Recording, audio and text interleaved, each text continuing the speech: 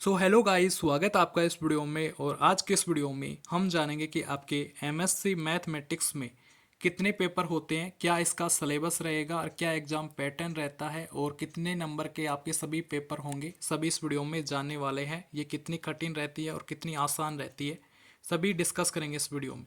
तो जिन्होंने भी चैनल को सब्सक्राइब नहीं किया, सब्सक्राइब कर ले, जिससे कि आपको आगे भी पीजी से संबंधित आपको अपडेट मिलता रहे। आइए जानते हैं अब M A M S C mathematics करने के लिए सबसे पहले आपने बीएससी किया होगा और बीएससी के बाद में अब आप एमएससी करना चाह रहे होंगे, तो आप जानना चाहते हैं क्या सिलेबस रहेगा।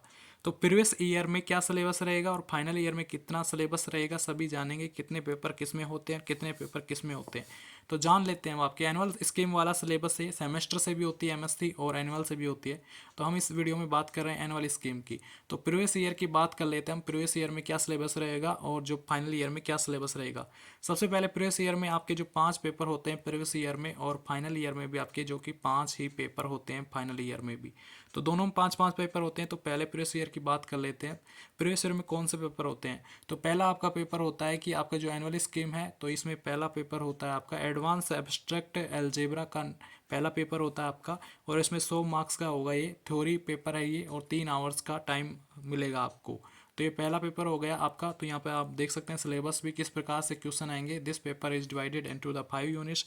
2 unit will be the each from the each unit candidate are the required to attempt 5 questions in the all taking 1 question from the each unit all the question carry equal। यानी प्रत्येक unit में से आपको पहला मतलब एक question आपको करना है, कोई सा भी आप कर सकते हैं। तो यहाँ पर आपके टॉपिक्स दिए गए हैं बुक के, जो कि डायरेक्ट प्रोडक्ट्स ऑफ ग्रुप यहाँ पे आपके सभी के दिए गए हैं। देख लीजिएगा यूनिट के हिसाब से, यूनिट 2 में, यूनिट 3 में, यूनिट 4 में, यूनिट 5 में। तो सभी के यूनिट के टॉपिक दिए गए हैं। तो ये आपका पहला पेपर था एडवांस एब्स्ट्रैक्ट अलजेब्रा वाला। अब सेकंड पेपर की बात कर लेते हैं। यहाँ पे आपका सेकंड पेपर यहाँ पे नहीं दर्शाया गया, ये फाइनल ईयर के दे दिए गए यहाँ पे। तो सेकंड पेपर मैं आपको बता देता हूँ। यहाँ पे real analysis and topology space, जो कि आपका सेकंड पेपर होता है प्रीवियस ईयर में। तो ये दोनों पेपर होते हैं। जो कि रियल वाला पेपर आपका किस में से आता है, तो रियल वाला पेपर आपका लिबेज की बुक में से आता है। तो लिबेज की बुक को पढ़िएगा, वहाँ से आपको रियल वाले क्वेश्चन मिल जाएंगे। और जो कि टोपोलॉजी की टोपोलॉजी से पढ़िएगा आपको, तो वो सभी आपको क्वेश्चन मिल जाएंगे। अब तीसरा पेपर की बात कर लेते हैं। तीसरा पेपर कौन सा होता है प्रीवियस ईयर में। तो तीसरा पेपर यहाँ पे देख सकते हैं आप, differential equation and special function. Teaching 6 hours पर वीक कर सकते हैं आप। इसमें एग्जामिनेशन है, कॉमन होगा, रेगुलर कॉलेज का, नॉन कॉलेज का। थ्योरी ऑफ पेपर है, 3 आवर्स का ड्यूरेशन होगा और मैक्सिमम मार्क्स 100 का होगा। तो मैक्सिमम मार्क्स 100 का होगा। तो यहाँ पे मैंने बता दिया है कि डिफरेंशियल इक्वेशन वाला, स्पेशल फंक्शन वाला 2 किताबें होती है, इसमें से आपको पढ़ना होता है। अब आपका चौथा पेपर यहाँ पे आपके रेफरेंस भी दिया गया है यहाँ पर आपके, जो कि किताबें आपको लेनी है, कोई सी भी आप ले सकते हैं। तो वैसे तो जेपीएच आप ले लीजिएगा, जेपीएच में से ही आपको समझ में आएगा, अन्य आरबीटी में से या अन्य बुक में से समझ में कम आएगा। तो यहाँ पे आपके जो कि फोर्थ नंबर का पेपर है डिफरेंशियल ज्योमेट्री टेंशन एनालिसिस। तो ये भी अच्छा पेपर है। यहाँ पे 3 आवर्स का होगा और मैक्सिमम मार्क्स 100 का होगा। तो ये बहुत मज़ा आने वाला है इन फंक्शंस को पढ़ करके आपको। तो ये आपका 4 नंबर का पेपर होगा। सिलेबस इसमें दिया गया, आप देख सकते हैं टॉपिक वाइज, यहाँ पे आप देख सकते हैं। अब यहाँ पे बात कर लेते हैं पेपर नंबर 5 की। तो आपका मैकेनिक्स वाला पेपर होता है और इसमें आपके 2 आपकी बुक होती है। एक तो हाइड्रो होती है एक तो आपको आपकी बुक है ना, और एक होती है रिजिड बॉडी, जैसे कि रिजिड बॉडी वाली होती है। तो ये दोनों बुक होती है इसमें मैकेनिक्स में। तो ये आपकी आती है 3 यूनिट रिजिड बॉडी में से आती है, 2 यूनिट आपके हाइड्रो में से आती है।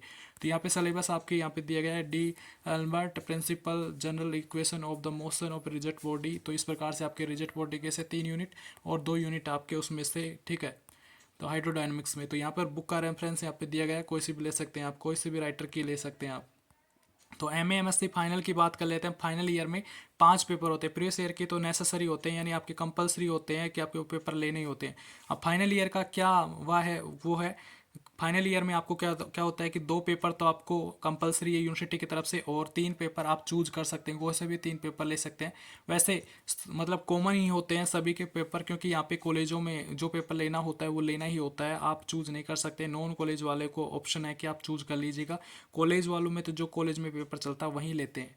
अब M M S C final में आपकी बात कर लेते हैं। 2 पेपर्स होते हैं जो कि कंपलसरी होते हैं। यहाँ पे आप देख सकते हैं कि कंपलसरी पेपर्स यहाँ पे, तो यहाँ पे एनालिसिस एंड एडवांस कैलकुलस वाला पहला पेपर होता है, जिसको कि हम फंक्शनल एनालिसिस बोलते हैं। फंक्शनल एनालिसिस जिसको बोलते हैं 100 नंबर का होता है और थ्योरी का पेपर है ये भी आपके, जो कि जो एल्जेब्रा की तरह ये पेपर होता है, ये भी आपका होता है, ठीक है। तो अब विस्कस फ्लूइड डायनामिक्स यहाँ पे आपके देख सकते हैं, विस्कस फ्लूइड डायनामिक्स ये सेकंड पेपर होता है जो कि आपका फिजिक्स वाला पेपर है, ये मैथ में होता है। तो ये मैथ मार्क्स है, इसमें 100 मार्क्स है और 3 हावर्स का पेपर होता है, ये भी बहुत अच्छा पेपर है। हम बात कर लेते हैं तीसरे पेपर की। तो तीसरे पेपर आपके है ना, जो कि आईटी इंटीग्रल इक्वेशन और इंटीग्रल इक्वेशन, और यहाँ पे आप देख सकते हैं ये वाला पेपर होता है, लेकिन यहाँ पे आपके ऑप्शनल वाले पेपर आ चुके हैं, तो कोई सा भी आप ले सकते हैं। जैसे कि किसी ने कंटेनर मैकेनिक्स ले लिया तो ये तीसरा पेपर आप ले सकते हैं, 100 मार्क्स का ही होगा ये भी आपके। अब यहाँ पे आप देख लेते हैं कि यहाँ पे आप बाउंड्री लेयर वाला पेपर भी ले सकते हैं, कोई सा भी ले सकते हैं, वैसे कॉमन होते हैं सभी में। तो यहाँ पे एमपी मैथमेटिकल प्रोग्रामिंग ये लेते हैं अधिकतर पेपर, ये पुराना हो चुका है वैसे, लेकिन ये कई कॉलेजों में अभी भी चल रहा है, तो ये कई यूनिवर्सिटियों में चल रहा है, तो ये लेते हैं सभी, ठीक है। ये भी आप ले सकते हैं पेपर, कॉमन रेगुलर दोनों ले सकते हैं, एक ही क्वेश्चन आएंगे दोनों में। अब यहाँ पे एक और पेपर है, यहाँ पे आपके मैथमेटिकल थ्योरी ऑफ स्टैटिक्स, ये भी ले सकते हैं आप। और यहाँ पे है एक और पेपर है, जैसे कि यहाँ पे है ग्राफ थ्योरी वाला पेपर भी आप ले सकते हैं, ये वाला। तो ये आपके पास ऑप्शनल पेपर है, ठीक है। तो ऑप्शनल पेपर है, ऑप्शनल में से मैं आपको बता देता हूँ, ये आपका है ना कॉमन है, ये पेपर सभी यूनिवर्सिटियों में चलता है। तीसरा नंबर का पेपर होता है ये integral transformation and integral equation, इसको बोलते हैं हम आईटी और आईई इसको बोलते हैं, इसका नाम है शॉर्ट में। और ये 3 हावर्स का पेपर होगा और ये मैक्सिमम मार्क्स आपके 100 नंबर का ही होगा। ये पेपर तीसरा नंबर का पेपर बोलते हैं। और एमपी वाला भी लेते हैं हम, वो चौथा नंबर का पेपर होता है। और ये आपका रिलेटिविटी एंड कॉस्मोलॉजी, ये 5वें नंबर का पेपर होता है, ये आइंस्टाइन की रिलेटिविटी कॉस्मोलॉजी वाला, ये भी आप ले सकते हैं। बहुत अच्छा पेपर है ये भी, आपका फिजिक्स वाला ही है पेपर ये भी। तो ये 3 हावर्स का पेपर 100 नंबर का होगा ये पेपर भी आपके, तो ये आप ले सकते हैं, ठीक है। तो ये आप ले सकते हैं। सिलेबस इसके नीचे आपके देख सकते हैं, यूनिट के हिसाब से आपको यहाँ पे दिया गया है, यूनिट 1 यूनिट 2। तो ये आप टॉपिक से अगर मैं बताऊंगा तो बहुत लेट हो जाएगा, मतलब वीडियो बहुत लंबा हो जाएगा। और यहाँ पे मैथमेटिक्स या इंडस्ट्रियल मैथमेटिक्स ये भी ले सकते हैं पेपर आप, ये नहीं चलता है पेपर लगभग लगभग। और यहाँ पे आप इसको भी ले सकते हैं। और यहाँ पे आप एडवांस न्यूमेरिकल एनालिसिस ये भी चलता है कई कॉलेजों में, ये पेपर भी अच्छा पेपर है, ये भी चलता है, ठीक है। तो ये पेपर भी आप ले सकते हैं। और एक पेपर है यहाँ पे आप देख सकते हैं कि थ्योरी, यहाँ पे कंप्यूटर एप्लीकेशन, ये अच्छा पेपर है, ये भी होता है। तो मैक्सिमम मार्क्स 70 है, क्योंकि 30 नंबर का प्रैक्टिकल इसमें होता है, तो प्रैक्टिकल वाला सब्जेक्ट है ये, प्रैक्टिकल वाला पेपर है। तो यहाँ पे 30 नंबर का आपके पास प्रैक्टिकल और 70 नंबर के आपके जो कि क्वेश्चन हो जाएंगे इस पेपर में। कंप्यूटर एप्लीकेशन में एक प्रैक्टिकल है यहाँ पे 30 नंबर का, टोटल मैथमेटिक्स में एक ही प्रैक्टिकल है 30 नंबर का पूरी मैथ में, ठीक है। तो ये पेपर लेने पर ही मिलेगा वो प्रैक्टिकल भी, वैसे प्रैक्टिकल भी नहीं है सारी सब्जेक्टों में। तो अब बात कर लेते हैं कि कितना टोटल हो गए इन सभी का। तो आपके 10 पेपर हो गए टोटल, 10 पेपर के हो गए, मतलब 100 नंबर हो गए, तो 1000 आपके टोटल हो गया नंबर। तो 1000 टोटल हो गया इसका। अब जान लेते हैं कि आपके जो कितना कठिन रहता है एमएससी मैथमेटिक्स से करना। तो अगर आप टाइम पर पढ़ेंगे और टाइम देंगे ना जितना मैथ को, उतना ही अच्छा है, वरना आप फेल भी हो सकते हैं मैथ में। इतना सरल भी नहीं है, इजी भी नहीं है।